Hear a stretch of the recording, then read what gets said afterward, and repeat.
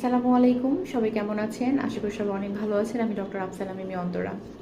আজকে কথা বলবো যে গর্ভবতী মা এবং বোনেরা এবং যারা বাচ্চাকে বুকের দুধ খাওয়ায় তারা রোজা রাখতে পারবে কিনা, যেহেতু সামনেই আমাদের পবিত্র মাহে রমজান।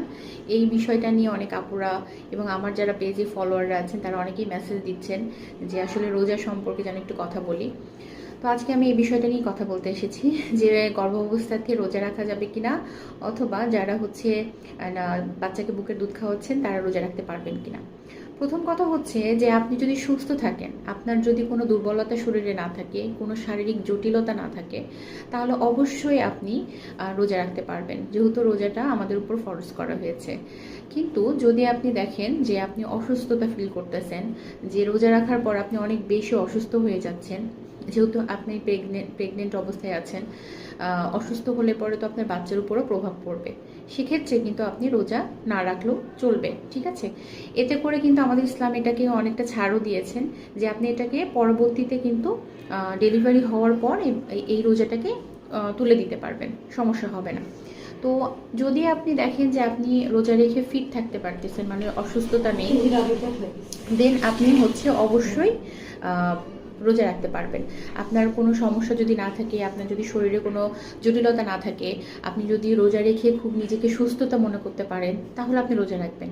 আর যদি মনে হয় যে না, আপনি রোজা রেখে অনেক বেশি অসুস্থ হয়ে পড়তেছেন, আপনার পক্ষে রোজাটা খুব কষ্টদায়ক হয়ে যাচ্ছে, সেক্ষেত্রে কিন্তু আপনি রোজাটাকে অফ রাখতে পারেন।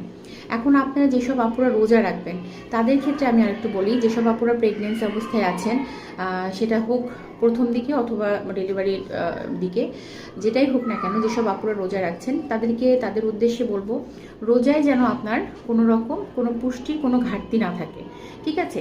আপনি যেহেতু সারাদিন কিছু খেতে পারছেন না, সেক্ষেত্রে অবশ্যই আপনাকে ইফতারের পর থেকে অবশ্যই আপনাকে পুষ্টিকর খাবার খেতে হবে। আমরা 3টা ভাগে ভাগ করে থাকি, সেই ইফতারির পরের থেকে সেহেরি পর্যন্ত সময়টাকে 3 ভাগে ভাগ করে থাকি। একটা ইফতারির টাইমে, তারপর একটা 9টা থেকে 10টার মধ্যে একটা টাইমে, আর একটা সেহেরির টাইমে। এই টাইমগুলোতে আপনি সারাদিনে রোজার আগে যেভাবে খাওয়া দাওয়া করতেন দিনের বেলাতে, ঠিক সেই টাইম অনুযায়ী আপনি কিন্তু সেভাবে 3 ভাগে ভাগ করে সেই খাবারগুলো খেতে পারেন। এখন রোজার মাস যেহেতু, সেই ক্ষেত্রে দেখা যাচ্ছে অনেক ইফতারিতে অনেক ভাজা পোড়া তেলে ভাজা জিনিস থাকে, এটা আমি খেতে একটু অবশ্যই নিষেধ করব। কারণ একে তো আপনি প্রেগনেন্ট অবস্থায় আছেন, তারপরে আপনি যদি এইসব ভাজা পোড়া খান তাহলে আপনার অতিরিক্ত অ্যাসিডিটি হতে পারে, এক্ষেত্রে আপনার আরও বেশি ডিসকমফোর্ট ফিল হতে পারে, ঠিক আছে, অনেক অসুবিধায় পড়তে পারেন। এছাড়া আপনি যদি ফ্রুটস অনেক বেশি বেশি করে খেতে হবে, কিন্তু একটু অবশ্যই মাথায় রাখতে হবে ফ্রুটস কিন্তু খালি পেটে খাওয়া যায় না, ঠিক আছে। অবশ্যই আপনাকে ভরা পেটে ফ্রুটসটা খেতে হবে, ফলমূল বেশি বেশি করে খেতে হবে। আর কোনো